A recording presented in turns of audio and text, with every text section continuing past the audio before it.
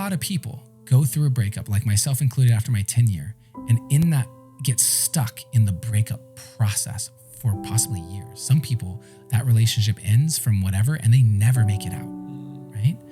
And what's happening in the breakup process? How do we actually get out of it?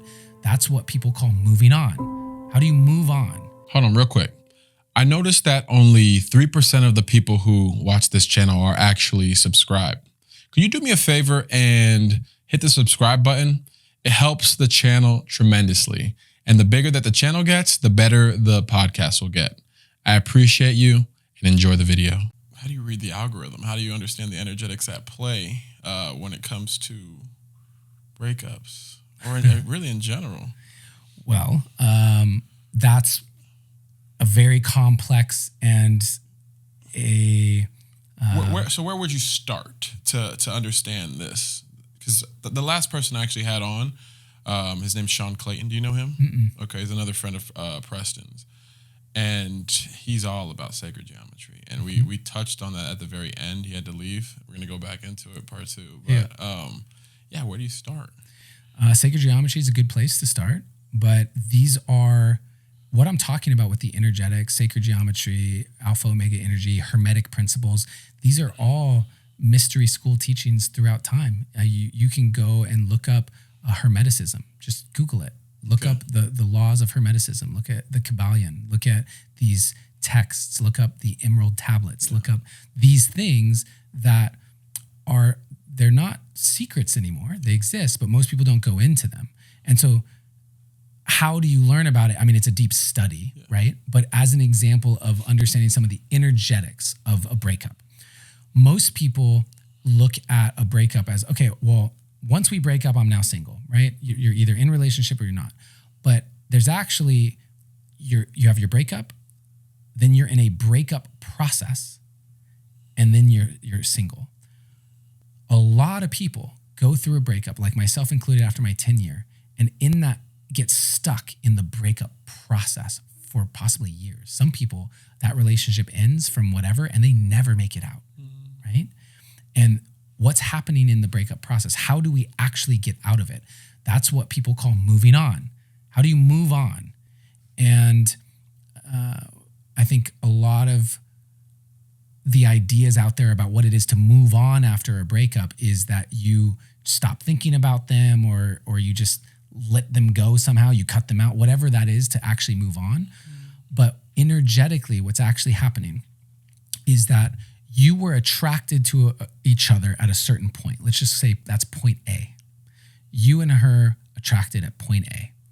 You dated, it didn't work while you were both at point A, and it eventually ends. Perfect. Now, if you both stay at point A, you will both continue to still be attracted to each other, still wanting each other in some ways, hard to let each other go, etc. But you already know staying at point A doesn't work. It ended the first time. So in order to move on, what actually needs to happen is you need to get to point B. And what is point B? Point B is where you integrate the lessons, your soul's curriculum from that relationship.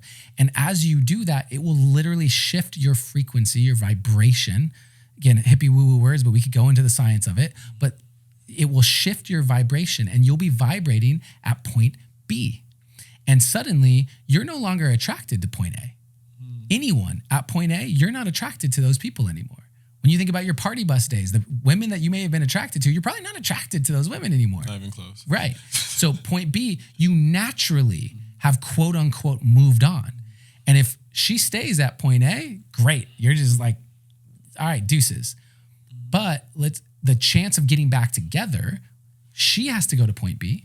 And at point B, most of the time, you're not a match.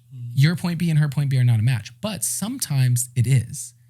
And that's the only way that you would be able to actually get back together and truly have a relationship again is meeting at point B together. And so the energetics of shifting your vibratory state to point B is necessary whether you want to get back together or you want to move on and never see them again. That's the necessary step. But if you stay at point A, you will always be in that breakup process and not actually able to move on. Hence why same body, different.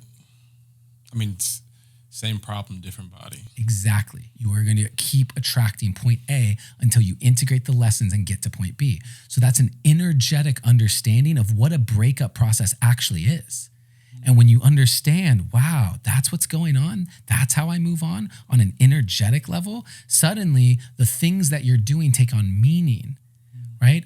Why am I journaling about the thing? Why am I analyzing the red flags that were there that I previously couldn't see? All of these things that are in the course, but doing those just to do them is one thing. Doing them with the understanding that you are moving to point B is an entirely different intention. I want to bring this back to your poetry. Yeah. You wrote something, I forget the name of it, but it was you were sitting in a bar and there was a woman and she told you that you're running from something. Yeah. And I love that one. Oh, thanks, man. And can you just speak more about that? Just dive deeper into that? Because I just think it was beautiful that you were able to take something that you felt almost offended at first and then actually look deep inside. Do you feel like you're running from something? Well, I put it in the poem, right? Yeah. Which is, let me do the beginning of the poem so people can hear, because it's actually the story, right? Yeah. Last night I went out to dinner by myself, sat at the bar next to an older woman who, had no problem telling me how she felt, how she really felt. She started to ask me questions about my life. She asked me what I did. I said I work remotely online. She asked me where I lived. Well, I travel full time. Well, are you married with kids? No, I haven't yet met my wife. Well, how long has it been like this? 6 years, a long time. Oh, now it makes sense, she said with a smile. What makes sense? It's just interesting, she said. Interesting? Yeah, interesting. Now, I don't know if you've ever been in this situation where you're out somewhere and you get into a conversation with a stranger who seems to have had a revelation about you. Like God has given them some big clue about what you're supposed to do or why you are the way you are. Well, the part of me that believes in astrology, like the stars can tell me what I need, or the part that pulls out an oracle deck to give context on what to do next, that part of me knows that God works in mysterious ways. She's everywhere. So this old lady sitting there might just be an angel sent to me personally with a message from God. But I also had this thought. This lady got here before me. I still saw her have 2 glasses of wine and a martini, so she might be crazy, but it's worth a shot. So I said, lady, you can't say interesting and then just stop. If you figured out something about me, please tell me what you got. Well, she looked at me close like she was sizing me up, took a deep breath like she was going to say something tough and said, well, son, you say you want to settle down, but for 6 years now, you've been traveling around, so it's pretty obvious you're running from something. So I'll stop there. Yeah, I love that, man. And so that's the beginning of this poem called Running, and it actually happened. I was going through a breakup, shocking at the time, and I had gotten this Airbnb in Colorado. I was snowboarding during the days and processing, basically, after I would get back. And one night, it was so intense and I was feeling so much emotion. I just couldn't be in the house. I knew I needed to get out. And so I went to a restaurant. I sat at the bar and this older woman and I got into a conversation and she was in her 60s and she told me when she heard all that about my life, she told me I was running from something. And I have this practice that it's really important for me, which is when I feel triggered by something someone says about me or to me, I explore it as if it's true. So I went home and I wrote in my journal, okay, if I was running from something, what would I be running from? And I went down that exploration. And at a certain point, I realized, oh, this is a poem. And when I started writing the poem was when I came to the revelation for myself, which is I am running, but I'm not running from something. I'm running towards something. I'm running towards this feeling of my wife and my kids and my home. There's this, I don't know, I feel it in my body. I just do. What that feels like, and I'm running towards it. And that was a really powerful, and anyone who wants to hear the poem Running, it's on my podcast, The Creative Path.